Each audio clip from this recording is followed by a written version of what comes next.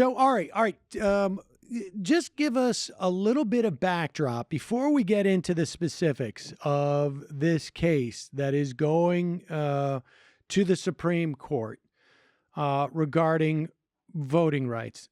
Give us a little bit of backdrop and where in the context in which this case takes place. Sure. So, I mean, the big macro backdrop, Sam, is that there's all of these efforts by Republicans to make it harder to vote, particularly for Democratic-leaning constituencies to vote. And Republicans are trying to think of more sophisticated ways to both make it harder for Democrats to vote and also to remove them from the voter rolls. So, you show up on election day, you think you're registered and you're not registered, and then you can't vote. And one of the ways they've done this in Ohio is basically to use non-voting as a reason to remove you from the roll. So if you don't vote in an election and then the state of Ohio sends you a notice and then you don't respond to the notice, because most people don't respond to these kind of notices, then you don't vote for 2 more elections, you can be removed from the rolls in Ohio for no other reason than that you didn't vote. And so that is what is being challenged in this case before the Supreme Court. So on the one hand, it's quite narrow. Can Ohio remove people from the rolls for non-voting? On the other hand, it's a much bigger case because it deals with all of these larger efforts by Republicans to make it harder to vote, and the fact that Republicans are trying to weaken the National Voter Registration Act of 1993, because they've already weakened the Voting Rights Act, remember, of 1965. Now they're going after the next voting rights law that passed, the National Voter Registration Act. So it seems like a narrow case, but I think it has pretty big significance. Okay, so before we get to the National Voter Registration Act, I want to talk about that. But what is the argument? I mean, what is, from the plaintiff's, or I guess the defendant's perspective, the state of Ohio, what is the what could possibly be the argument that because you have decided not to vote in the past 2 elections, or you couldn't vote, or whatever it was, that you should be ineligible to vote going forward? What possibly could be the argument? Well, I think Ohio's argument is that they want to maintain accurate voting rolls, and that if the voting rolls are inaccurate, that could lead to increased voter fraud. That is basically their argument. Now, the problem with that argument is, number one, non-voting is not an indication of any sort of fraud. It's just an indication that someone chose not to vote for one reason or another. And it's probably somewhat true that if you don't vote in 2008, you won't vote in 2016, but there are certainly people that, for one reason or another, sit out a few elections. They're not inspired, or there's something else going on in their lives. They decide that they want to vote again. So it is a really weird thing to use this, and what the ACLU and other people who are arguing against Ohio's process are basically saying is that you're making voting a use it or lose it right. That essentially, if you choose to opt out of the process, you're just being removed as a voter altogether, which is not how the system or the law is supposed to work. Yeah, and it seems bizarre. I mean, if you were really concerned with the integrity of that voter list, you could simply ask the people. You could just instruct your poll workers. If someone hasn't voted for 2 elections, you need to confirm that with them when they show up to vote, right? I mean, it's absurd. Well, and that's why very few states do this. Very few states use non-voting. And in fact, the National Voter Registration Act says that people can't be removed for non-voting. So instead, the Ohio has engaged in this semantics game where they're saying, we're not removing people from non-voting, we're removing them because we sent them a mailing one time and they didn't respond to it. Well, the statistics show that 70% of mailings from the government go in the trash.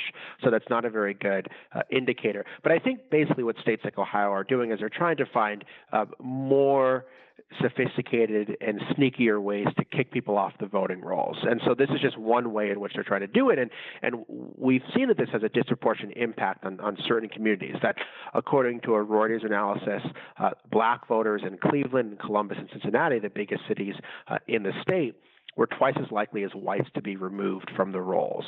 People in minority neighborhoods move more often. They're less likely to get a government mail. They're more likely to be targeted by Republicans in the first place. So these kind of voter purges, while they seem kind of race neutral and party neutral on the face of them, clearly hurt some voters more than others.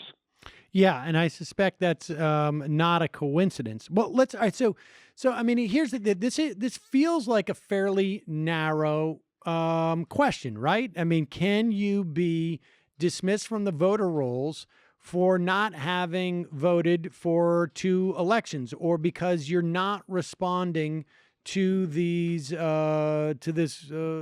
postcard that's questioning your status. How broad is it? I mean, will this, are we looking for a response from the Supreme Court that says, well, if you haven't voted in 18 years, that's one thing, but if you haven't voted in 12 years, or is there a broader principle? And is that basically around this National Voter Registration Act?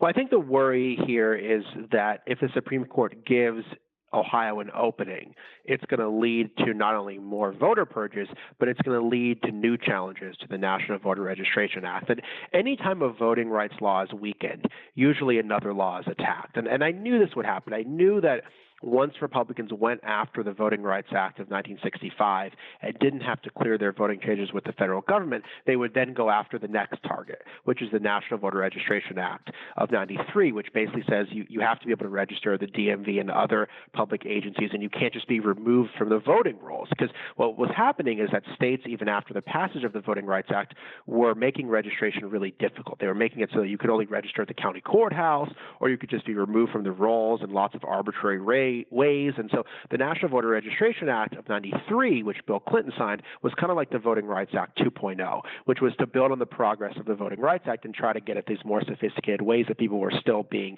disenfranchised. And so I think that this bill has a target on its back by Republicans. And I think if the Supreme Court rules in Ohio's favor, then it could open the door to broader voter purging and broader efforts to make registration more difficult. It's possible that the Supreme Court will decide it very narrowly on one side or the other, and it won't have a national impact. But I think basically what we're seeing is that at a time that when voting rights has become nationalized, when so many states are paying attention to what other states are doing, even a narrow opinion in one state has national significance.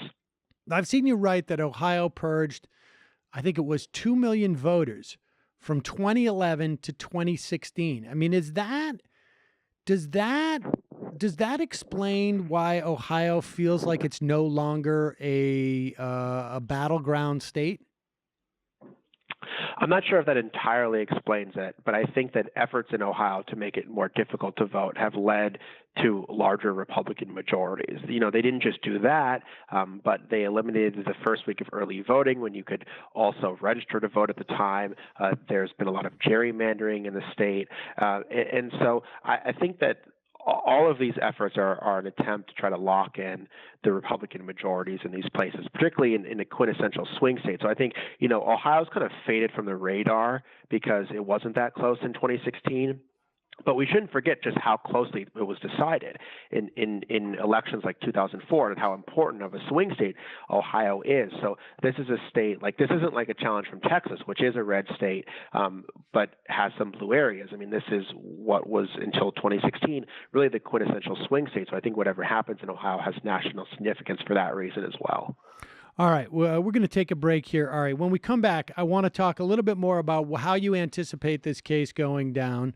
And a little bit more, get a better sense of the National Voting Registration Act. What other aspects of it are in jeopardy if this attack on it succeeds coming out of Ohio? And then I also want to touch base with you because we haven't spoken since the demise of the election, the so-called Election Integrity Committee. This, of course, was the Chris Kobach-headed anything but Election Integrity Committee. And I want to talk to you about that as well. We got to take a quick break. I'm talking to Ari Berman of Mother Jones. I'm Sam Seder. This is Ring of Fire Radio.